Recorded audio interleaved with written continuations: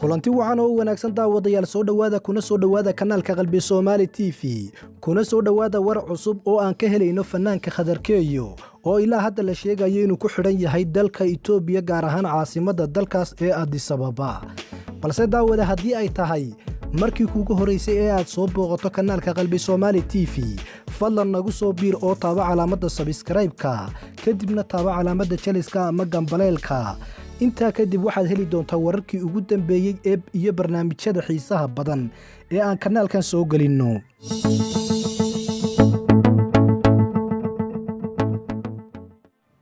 ugu horeyn daawadayaal sida aynu la wada socono Khadarkeeyo waa fanaan Soomaaliyeed oo hore ugu heesay ifka lagu yahay walaal sidaas oo tahayna Khadarkeeyo waa fanaan taageerayaashiisu ay aad u badan yihiin dhinaca kalena waxaa jira fanaaniin Soomaaliyeed iyo mas'uuliyiin ka tirsan dawladda Soomaaliya oo ay aad isugu dhow yihiin dhinaca saaxiibtinimada fanaankan Khadarkeeyo haddaba wararka ilaa aan hadda helayno ayaa ah in fanaanka loo yaqaan Khadarkeeyo uusan xoriyadiisa dib u helin sidaas oo tahayna ilaa hadda aysan jirin cid u dhaqaaqaysa sidii loo soo deyn lahaa fanaanka Soomaaliyeed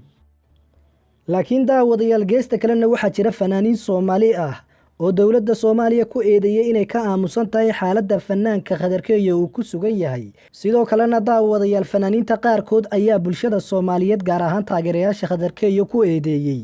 inay taageeradoodu aysan ahayn mid dhaba laakiin ay tahay mid afkuun ah waayo way hadli lahaayeen gaar ahaan sawaxankooga ayaa laga maqli lahaa baraha bulshada ayay fanaaniintana yiraahdeen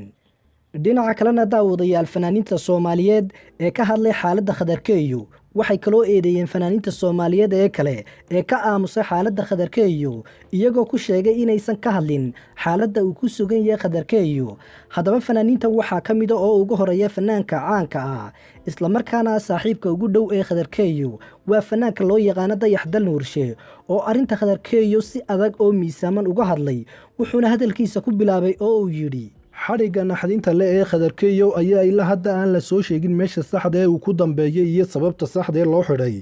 xabsiga saxda ama guriga saxda ee lagu xidhay iyadoo waliba aan wada ognahay inuu dal shisheeye ku xidhan yahay ayaa haddana ilaa hadda aan la arag dadkii baraha bulshada ugu saameynta badnaa ha ahaadaan fanaaniinta ha ahaadaan wariyayaasha ha ahaadaan dhalinyarada caadiga inaysan uga hadlin sidii la rabay fanaanka Dayax Dal Nuurshe loo yaqaan isagoo hadalkiisa sii wata waxa uu hadalkiisa ku sii daray xitaa markii fanaan laga tago Khadarkeeyo waa wiil dhalinyarada Soomaaliyeed ka mid ah haddana caana oo taageero badan lahaa xitaa ay taageerayaashiisi loo baahnaa inay si weyn u muujiyaan dareenkooda ku aadan inay ka wada xun yihiin xariga fanaankooda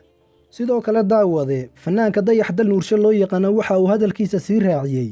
waxaan dhammaan ummadda Soomaaliyeed ama dawladda ama wasaaradda warfaafinta u sheegaya inay xilligan qalad tahay aamusnaanta laydii ka jeeda ee ku saabsan xariga Khadarkeeyo sidoo kalena daawadayaal fanaanka loo yaqaan Dayax Dal Nuurshe waxa uu hadalkiisa ku soo gabagabeeyay waanu ducaynayaa in Ilaahay dhibaato uusan tusin walaalkay Khadarkeeyo waxaana muujinaya dareenkayga ku aadan inaan aad iyo aad runtii uga xumahay xariga Khadarkeeyo